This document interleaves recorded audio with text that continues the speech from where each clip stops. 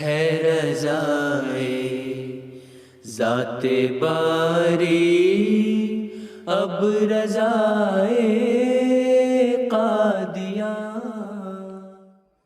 Asyhadu an la ilaha illallah wahdahu la syarikalah wa asyhadu anna Muhammadan abduhu wa rasuluh. Amma ba'du, fa'a'udzu billahi minasyaitonir rajim. Bismillahirrahmanirrahim. Saudara-saudaraku yang dimuliakan Allah Subhanahu wa taala, Assalamualaikum warahmatullahi wabarakatuh. Selamat berjumpa kembali di YouTube channel Saiful Huda Channel. Dalam video kali ini saya ingin memulai kajian tafsir.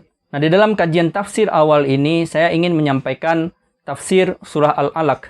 Karena di dalam surah Al-Alaq terdapat ayat-ayat yang pertama kali Allah Subhanahu wa taala turunkan kepada Rasulullah sallallahu alaihi wasallam.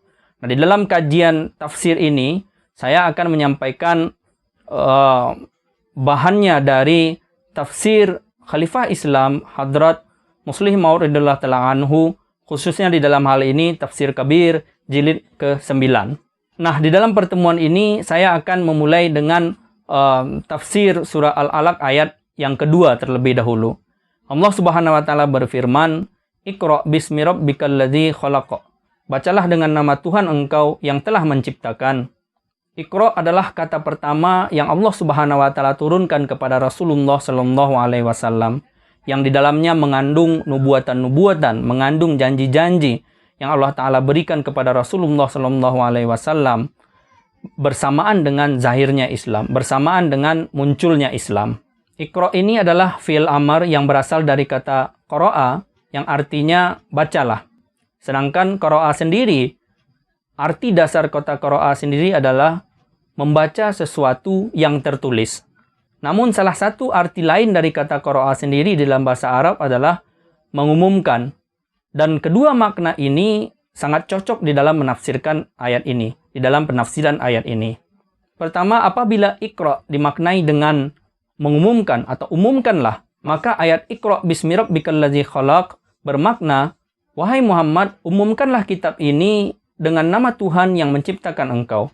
Dari sini dapat kita simpulkan bahwa Al-Quranul Karim adalah kitab yang di dalamnya sudah dikabarkan sejak semula, sejak awal, bahwa kalam atau firman Tuhan ini bukan saja untuk Rasulullah SAW pribadi, tapi firman Tuhan ini dan kalam Tuhan ini, yakni Al-Quran ini adalah untuk seluruh umat manusia sampai hari kiamat.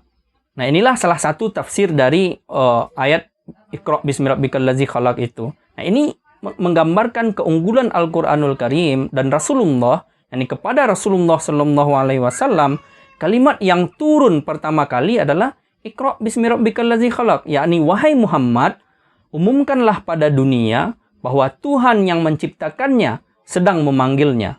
Dengan demikian, dengan kalimat pertama saja sudah jelas dengan terang benderang bahwa pesan dan ajaran Al-Quran ini, ajaran Islam ini adalah untuk seluruh umat manusia, adalah untuk seluruh dunia, dan adalah kewajiban Rasulullah Sallallahu Alaihi Wasallam untuk menyampaikannya kepada seluruh umat manusia, begitu, dan mengajak orang-orang yang telah tersesat dari jalan Allah Subhanahu Wa Taala untuk kembali kepada Allah Subhanahu Wa Taala.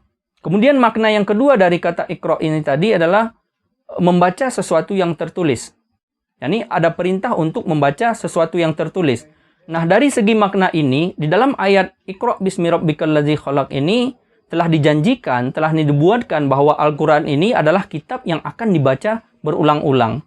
Nah, dengan demikian, apabila kita perhatikan sejarah agama-agama, sejarah keagamaan dan kitab suci, maka akan kita dapati bahwa hanya Quran sajalah satu-satunya kitab di dunia ini yang ditulis bersamaan dengan waktu diturunkannya. Selain Al-Quran, tidak ada kitab lain yang ditulis pada saat kitab itu diturunkan.